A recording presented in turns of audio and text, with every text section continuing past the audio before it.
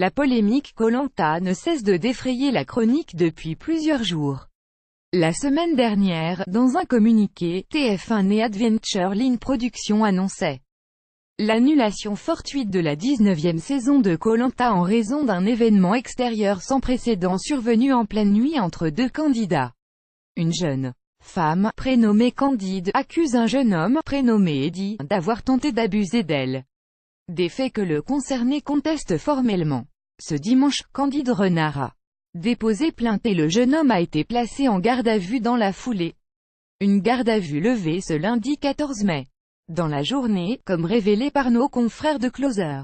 Dans Touche pas à mon poste, Jean-Luc Lemoyne et Gilles Verdez ont pointé du doigt un déficit de casting, estimant que les candidats privilégiés par la production étaient de plus en plus caricaturaux, des rapports humains dégueulasses. Il y a un problème de casting. Si le garçon a commis cette chose horrible, il y a une erreur de casting au niveau du comportement, et si la jeune fille a menti, il y a une erreur aussi. De toute façon, il y a un déficit là-dessus. Et c'est vrai qu'on l'a dit ici.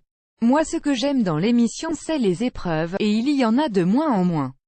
Il y a de plus en plus de rapports humains dégueulasses donc, malheureusement, ça pouvait arriver, a estimé Jean-Luc Lemoyne. Gilles Verdez a rapidement rejoint l'avis de Jean-Luc Lemoyne. Je ne m'y reconnais plus dans le casting actuel et je discute beaucoup avec d'anciens candidats et ils ne s'y reconnaissent plus non plus parce qu'ils n'y a plus d'aventuriers. Ce sont des personnages là pour faire le buzz qui sont là pour des stratégies hyper agressives et qui vont trop loin. Je pense que dans le casting, peut-être qu'on a tiré trop loin sur ces personnages hors normes. On m'a dit qu'elle a déclenché le talkie parce qu'elle était en difficulté. Benjamin Castaldi, quant à lui, a tenu à nuancer les déclarations faites par Candide Renard, en faisant prévaloir la présomption d'innocence et les conséquences que pourrait provoquer un mensonge de la jeune femme. Imaginez que finalement, cette histoire soit fausse.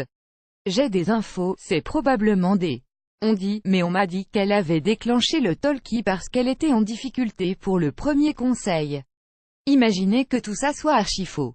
Donc ça voudrait dire qu'à cause de ça, on a quand même des dommages collatéraux, des cadreurs qui ont perdu leur emploi, une boîte de production qui va assumer des coûts considérables. Quid, qu'est-ce qu'il se passe si cette histoire est fausse? Téléstar vous propose de revoir cette séquence.